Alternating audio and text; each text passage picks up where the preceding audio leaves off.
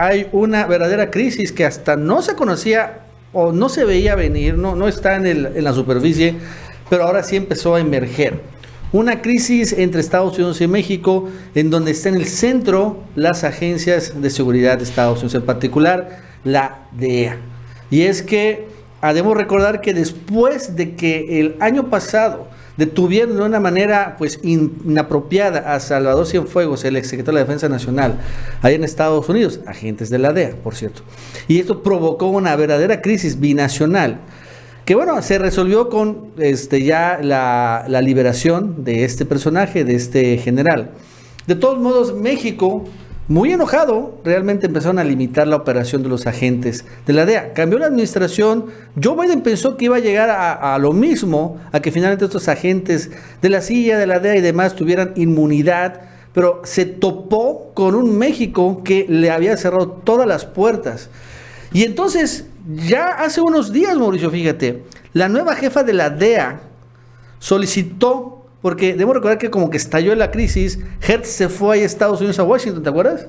En un viaje relámpago. Sí. Se entrevistó con esta señora y bueno, le solicitó que México permita la actividad policial de la DEA en México, que se tome en serio México las extradiciones y que dé acceso a información y evidencia a la DEA.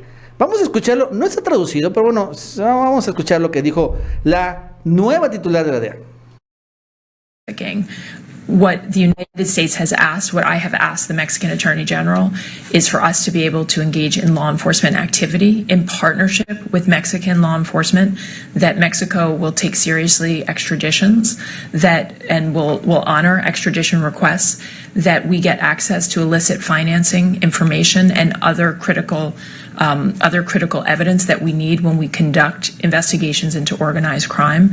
And these things are essential for the United States to be able to protect the safety and security of our people. Enojada, ¿eh? También quiero que, al margen de lo que dijo, bueno, otra vez, estaba irritada, vamos a poner así, irritada porque no tiene realmente acceso la DEA a lo que está acostumbrado en México, ¿no? O sea, está acostumbrado a actuar en sus anchas, a recibir inteligencia, a que le dieran chance, etcétera, etcétera. Pero ¿qué pasó? Y fíjate que CNN revela algo en esta nota, Mauricio, más interesante, o que también revela que está muy dañada la relación entre México y Estados Unidos a este nivel, ¿no? Incluso dice, Biden busca reparar la deteriorada relación de Estados Unidos con México. Pero en esta parte señala que obstaculizar las operaciones. La DEA aún no puede realizar la mayoría de las operaciones en México. Y es que dice, si bien la DEA ha extendido las estadías de algunos agentes que ya se encontraban en el país, México le está negando las visas a casi 2 decenas de agentes. O sea, 20 agentes de la DEA que quieren cambiar no les han dado la visa a México, ¿no? Generalmente las visas duran un mes, ya llevan 6 meses que México no da visas a los agentes de Estados Unidos. No creo que solo de la DEA, también seguramente de la CIA. Y esto ha generado que de entrada los agentes actuales de la DEA pues estén en México, aunque ya se quieran ir. O sea, están como que, vamos a decir, atrapados y no puede haber un cambio al final. Recordando que hubo un cambio de administración, ¿no? Entonces, y esto tiene irritadísimo a la DEA, a Estados Unidos. Incluso, Mauricio, esto salió hoy. Le preguntaron a Anthony Blinken precisamente sobre el tema de las visas a los agentes, visas detenidas, ¿no? 6 meses que no da visas el gobierno mexicano a los agentes de la DEA. Y bueno, Blinken señala que, pues sí, eso es lo que viene a hablar, ¿no? Porque tenemos que ver que va a venir Blinken con Mallorcas y otros funcionarios a México y que no va a, dice, pero no vamos a arruinar la diversión, por así decirlo, ¿no? De una manera, vamos a llamarla así, cómica. Pero bueno, es lo que dijo Blinken. I don't want to spoil the fun, so we'll have an opportunity to talk in more detail about that going forward. We'll have a chance to talk more about Mexico in Mexico, so come on down. No, dice que efectivamente no va a arruinar la diversión, pero que en México obviamente se va a tocar este tema. ¿Cómo la ves? Sí, pues es interesante, ¿no? La manera en la que México ya pues cumple su palabra, porque esto se había anticipado, hay que recordar, todo esto surge por el episodio de Salvador Cienfuegos, en donde también una acción unilateral de la DEA, porque todo esto, pues de acuerdo a lo que se fue determinando con el paso del tiempo, fue que esta agencia decide detener a Salvador Cienfuegos allá en los Estados Unidos, generando también un problema binacional, generando un problema entre la relación del comandante supremo con las Fuerzas Armadas, generando pues una serie de olas que estaban generando mucha inestabilidad, ¿no? Todo esto porque a alguien en la DEA se le ocurrió realizar esta detención, teniendo a Salvador Cienfuegos allá en territorio estadounidense. Entonces, esto es lo que provocó la gran reacción también por parte del gobierno de México, porque esto, insisto, lo importante es que esto está generando este ruido innecesario entre Palacio Nacional y las Fuerzas Armadas del país. Entonces, por eso, pues la dureza de la reacción de México. Yo creo que en Estados Unidos no creían que México se iba a plantar así, de esta manera, sobre todo porque pues toda la historia que se tiene, ¿no?, en los sexenios anteriores incluso se refiere cómo la DEA tenía su oficina al lado de la Policía Federal. Ellos se enteraban y manejaban también pues todo lo que manejaba la Policía Federal a sus anchas, como lo dices tú, Nacho. Entonces, ya con esta nueva disposición que se aprueba también después del caso Salvador Cienfuegos, donde México se toma el derecho también de permitir o no la entrada de estos agentes, entonces pues se ve que lo han ejercido con mucha dureza y se convierte en una carta también de negociación en la relación diplomática, porque bueno, la verdad es que nosotros acá tenemos un gran problema de seguridad que está provocado también por las acciones que se toman allá en Estados Unidos, como estas empresas de armamento, como toda esta política de estas agencias que pues ya también está muy mencionada, está muy dicho, que también dicen que combaten a estos cárteles, pero terminan trabajando con ellos, etcétera, etcétera, etcétera, ¿no? En Estados Unidos hacen los negocios y acá en México nosotros ponemos a los muertitos. Bueno, antes de seguir, les recordamos que se suscriban, denle like, Mauricio, y bueno, vamos a hablar sobre Jalisco. El presidente López Obrador responde. Ayer estamos comentando este tema, ¿no? De cómo allá Enrique Alfaro, estoy buscando el videito, pues señala que va a hacer una consulta popular allá en Jalisco para preguntarle a los jaliscienses si están o no de acuerdo en salirse del pacto fiscal, o sea, del pacto federal, o sea, independizarse, pues. Que se vuelva Jalisco una república independiente y por lo tanto ellos cobren sus propios impuestos. Porque es una forma de chantaje, a pesar de que evidente sea una cuestión completamente inconstitucional, por no decir un delito. Pero bueno, es presionar, ¿no? Señalando ese tipo de cosas.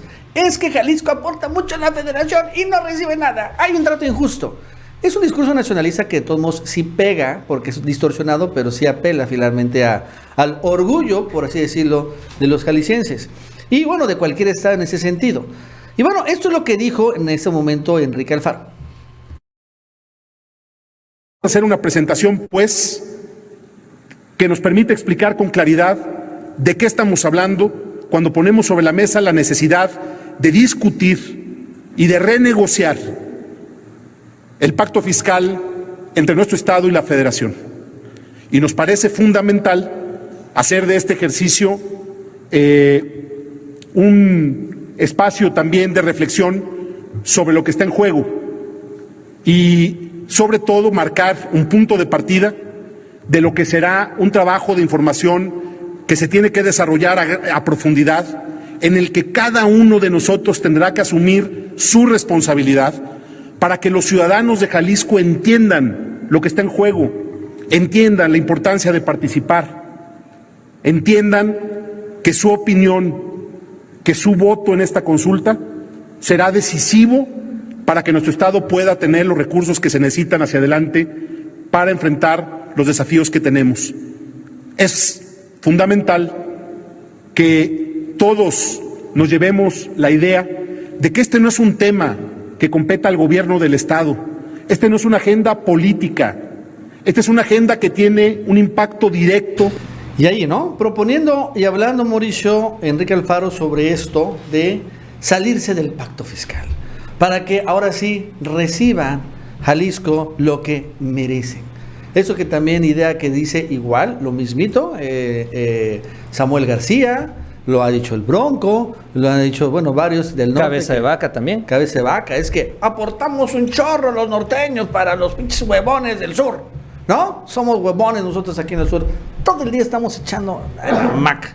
Estamos echados en la hamaca y mientras los norteños, Mauricio, eso sí echan, eso sí son chingones, ¿no? Y lo cierto es que empezó a caminar ese tema, pero el presidente López Obrador le respondió fuerte. Pero bueno, tú hiciste, en lo que busco, Mauricio, ¿cómo la viste? Sí, mira, Alfaro está retomando esta estrategia, ¿no? Esto, acuérdate que Nacho se manejó en la famosa Alianza Federalista, ahí se armó este bloque, todos los gobernadores que estaban ahí metidos estaban hablando de este asunto del pacto fiscal. El problema es que ya con el cambio y la salida de los gobernadores, varios de ellos además que perdieron ante Morena, pues ya se desbarató, ya dejó de existir la Alianza Federalista, desapareció este grupo que quería reemplazar a la CONAGUA, imagínense nada más.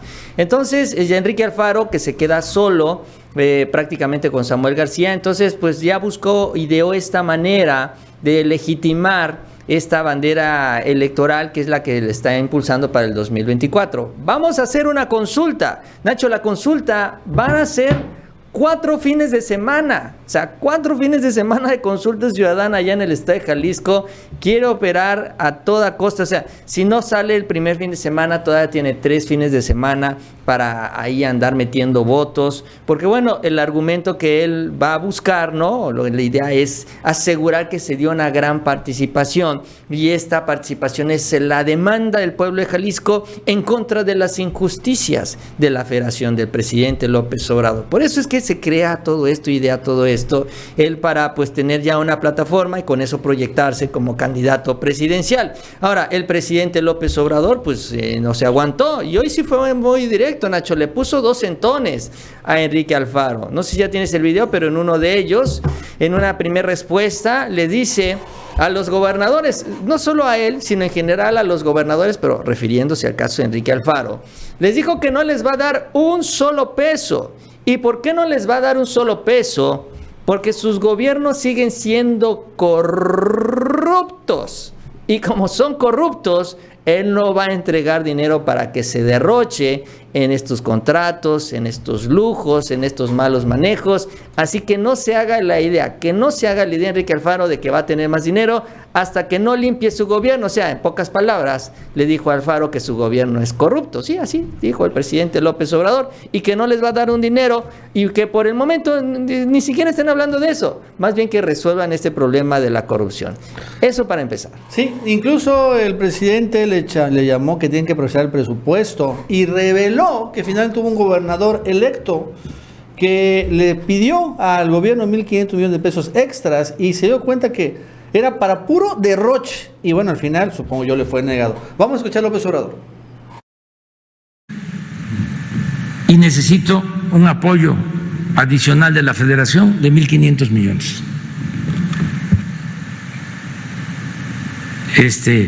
Bueno, vamos a ver. Este es mi plan de los 1.500 millones de dinero propio, o sea, del Estado. Entonces, el gasto mayor de esos 1.500 millones, casi 800 millones, lo veo así, en un, ¿cómo se llama estos sistemas que pusieron de moda? C6.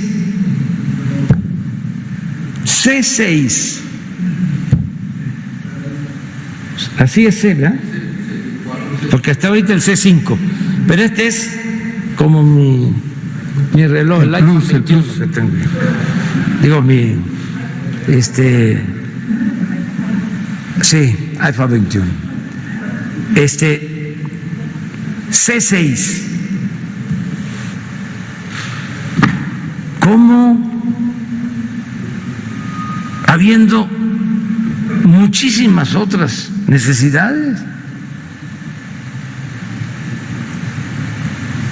Lo engañaron.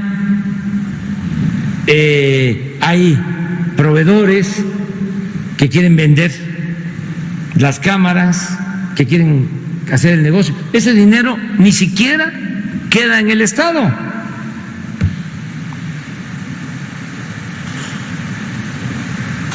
No les estoy hablando del tanteo, estoy poniendo un ejemplo. Entonces, ¿qué tienen que hacer? Priorizar. A ver, primero, la nómina, porque por ley no se le puede retener el salario a los trabajadores. Eso es lo primero. Y bueno, no dice quién, el gobernador, pero bueno, es un hombre, es un varón, así que bueno, pues hay sospechosos comunes. Yo ponía como primer sospechoso, obviamente, Samuel García, ¿no? Pero bueno, no necesariamente, no podemos asegurarlo. No sé, honestamente, si entre sus propuestas estaba la instalación del C6. Y bueno, pues pidiendo 3,000 millones, 1,500 para la federación, 1,500 ellos, y bueno, solo 800 millones para instalar pues un sistema así tipo el de García Luna, que al final no funcionan esas cosas.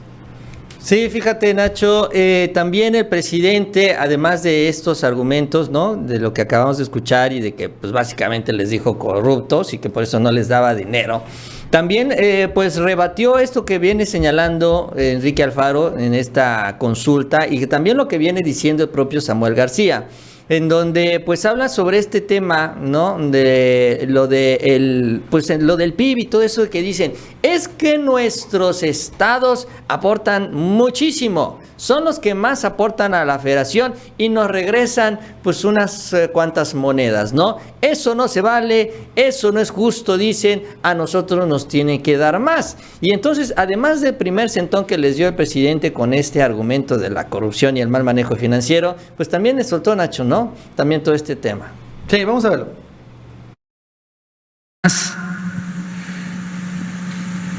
O sea, no pueden usar esto como argumento. ¿Por qué razón? Porque esto no es del todo cierto.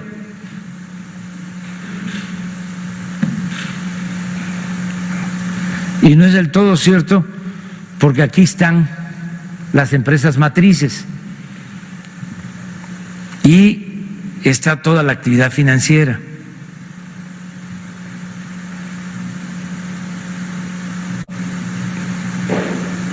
Y puede ser un estado como Veracruz, Tabasco, a ver dónde está Campeche.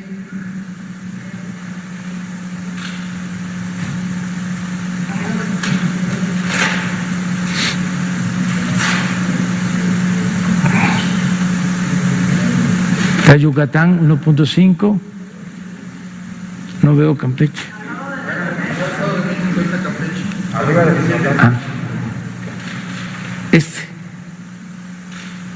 Este estado aporta la mitad, no, un poco más, como el 65% de todo el petróleo que se extrae. Estamos hablando como de 1.250.000 barriles. 1.200.000 barriles diarios. Entonces, ¿qué tenemos que buscar? Bueno, yo creo que la mejor manera de la distribución de lo que es de todos los mexicanos, la mejor forma de que haya una buena distribución de esa riqueza es que haya equidad, que haya justicia. Y es que es cierto, por ejemplo, Tabasco, ahí también me parece como 2-3%, pero bueno, a ver, aquí en Tabasco, en Chiapas también, se generan petróleo, y la verdad es que la industria petrolera, bueno, es que ahí sí mañosamente no lo incluyen en el PIB tabasqueño y campechano, a pesar de que aquí está el pozo y directamente se extrae el gas natural, el petróleo. En Chiapas se genera, por ejemplo, electricidad. Ahí están las presas, grandes hidroeléctricas, y genera no sé cuántos miles de gigawatts. ahí están. No, pero Chiapas, ¿cómo le vas a dar? Es un estado pobre, no, es muy rico en recursos naturales. Hay hasta minas, hay hasta ¿qué? Uranio, ¿no? Por ahí perdido. Sí, sí. O sea, entonces, pero al final a la hora de la contabilidad, dice el presidente, pues es que esta es una falacia, siempre es una falacia. Bien dice la Ciudad de México, bueno, Pemex, su domicilio fiscal está en la Ciudad de México. Entonces, bueno, ahí se le incluye la industria petrolera cuando debería estar incluido en Campeche, en Veracruz, en Tabasco, ¿no? Donde es la zona del Golfo, la zona verdaderamente petrolera, pero pues está allí. Y bueno, lo mismo sucede en Jalisco y en Nuevo León, pero pues aquí la industria fuerte en el sureste. Pero bueno, es estas tracaladas, esas manipulaciones también para precisamente una construcción neoliberal, para que nos quedamos rezagados. Y no es que sí estamos muy rezagados, honestamente, aquí en el sureste. Nos vemos qué pasa en el norte, en el centro, y aquí siempre hemos sido olvidados hasta ahora. Sí, Nacho, la verdad es que es un debate que no es bueno, ¿no? Para, digamos, la unidad nacional. A mí no me gusta hablar mucho sobre esto, qué estado es mejor que otro, qué estado tiene más que el otro. Pero bueno, así como, y es lo que salió a explicar el presidente, así como pues Gabriel Cuadri, por ejemplo, que lo mencionó el día de hoy, critica al sur, y así como todos estos conservadores critican al sur, dicen es que es muy atrasado, ¿por qué le destina tanto dinero? ¿Por qué se hacen las obras de infraestructura? ¿Por qué la refinería allá en Tabasco, etcétera? O acá en Tabasco, pues acá estamos. Entonces, esa parte es la que luego ellos no quieren tomar en cuenta. O sea, esas regiones en donde ellos están ahorita, dicen muy prósperos, han también avanzado gracias a lo que ha aportado la región sur-sureste del país. Gracias, tú lo decías, a la energía eléctrica y el petróleo. Ahora imagínate que se independiza esta parte del país, que se independiza Campeche, Tabasco, Veracruz. Se refirió a esos tres estados en particular por el gran bloque que representan. Exacto. O sea, nos convertimos, así como Texas es un estado centro energético de la región, así seríamos nosotros el país energético de la región, de los más ricos también del continente, con todas estas riquezas que estamos vendiendo, y en lugar de invertir todos estos recursos en todo el territorio nacional, se tendría que invertir en estados pues relativamente pequeños. Bueno, Veracruz es más grande, pero bueno, nada que ver con todo el país. O sea, claro, imagínate todos esos miles de millones de pesos invertidos en una población de ¿qué te gusta? 15 millones de habitantes, nada más, ¿no? Entonces, digo, eso es lo que no quiere ver Samuel García, eso es lo que no quiere ver Enrique Alfaro. Y ese es un debate también, insisto, que es estéril, no tiene nada que ver, porque así como ellos tienen ventajas comparativas, por ejemplo, en Nuevo León tienen la cercanía con Estados Unidos, pero el sur tiene, y Tabasco, y Campeche, y Chiapas tienen los recursos naturales, ¿no? En el centro del país, bueno, pues obviamente tienen pues toda el área de distribución, pues es importante porque están justamente en el centro del país, tienen acceso a todo el territorio nacional con menores costos. Entonces, cada región, cada estado tiene sus ventajas, cada estado también tiene sus desventajas, y el chiste es que con todas estas combinaciones México pueda salir de la mejor manera. Para eso hay una federación que rige la relación entre los estados y que controla el presupuesto federal. ¿Qué es lo que explicó el presidente López Obrador? No puedes tratar así como lo dicen ellos a los estados del país, porque si no habría más desigualdades, habría todavía más complicaciones para que salga Nuevo León, porque pues Nuevo León no puede funcionar sin la luz del sureste, no puede funcionar sin el petróleo del sureste, no puede funcionar sin todo lo que se hace en otras regiones del país. Entonces, pues para no caer en esto, pues hay que seguir manteniendo el equilibrio, y esto no significa repartir la misma cantidad de dinero a cada uno de los estados.